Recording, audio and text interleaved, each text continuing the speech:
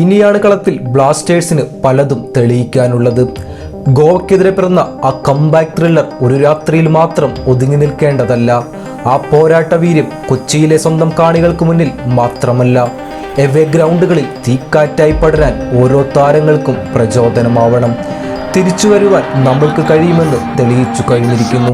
ബംഗളൂരുവിൻ്റെ തട്ടകമായ ശ്രീകണ്ഠീരവയിലേക്ക് കാലെടുത്ത് വയ്ക്കുമ്പോൾ അവന്മാർ അറിയണം ഇത് കൊമ്പനാണെന്ന്.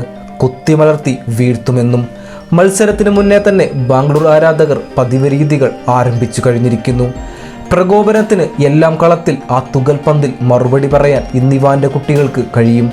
പരിക്കിൻ്റെ വേട്ടയാടലുകൾക്കിടയിലും ആദ്യ 5 ബ്ലാസ്റ്റേഴ്സ് നിലയുറപ്പിക്കുമ്പോൾ ഇനിയുള്ള മത്സരങ്ങളിൽ നിന്ന് മാക്സിമം പോയിന്റും ഷീൽഡും തന്നെയാണ് ലക്ഷ്യം. മറുഭാഗത്ത് ബാംഗ്ലൂർ vs കേരള മത്സരത്തിലെല്ലാം ബാംഗ്ലൂരിന് ഒരു വിജയത്വര കൂടുതലാണ്.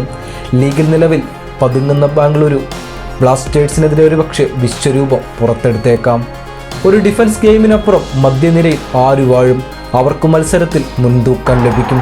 4-4-2 ഫോർമേഷനിൽ ബ്ലാസ്റ്റേഴ്സിൻ്റെ മധ്യനിര നന്നായി കളിക്കുന്നുണ്ടെങ്കിലും ആക്രമണം കൂടുതൽ മികച്ചതാക്കേണ്ടിയിരിക്കുന്നു. ജിക്സണും വിപിനും കഴിഞ്ഞ മത്സരത്തിലെ പോലെ മികവാവർത്തിക്കുമെന്ന് പ്രതീക്ഷിക്കാം. വിപിൻ മധ്യനിരയിലെ ഒരു നിശബ്ദ പോരാളി തന്നെയാണ്. എയ്മാനെയും അസറിനെയും ആദ്യ പകുതിയിൽ തന്നെ ഇറക്കിയാൽ ഒരു കംപ്ലീറ്റ് ഇന്ത്യൻ മിഡ്ഫീൽഡ് വെച്ച് മത്സരം നിയന്ത്രിക്കുന്ന സുന്ദര നിമിഷം പ്രതീക്ഷിക്കാം. ദിമിയും ഫെഡോറും ഒത്തിണക്കം കാണിച്ചു തുടങ്ങിയിരിക്കുന്നു. ദിമിയുടെ ബൂട്ടുകൾ ശ്രീകണ്ഠീരവയിൽ ശബ്ദിച്ചാൽ ചതിയന്മാരുടെ കൂടാരത്തിൽ വെച്ച് അവരെ മുട്ടുകുത്തിക്കാം. തോൽക്കുവാൻ മനസ്സില്ലെന്ന് ഒരിക്കൽ കൂടി തെളിയിക്കാം.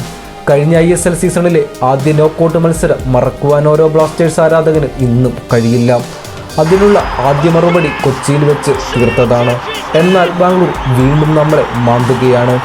അതിനുള്ള മറുപടി കളത്തിൽ തന്നെ പറയേണ്ടിയിരിക്കുന്നു.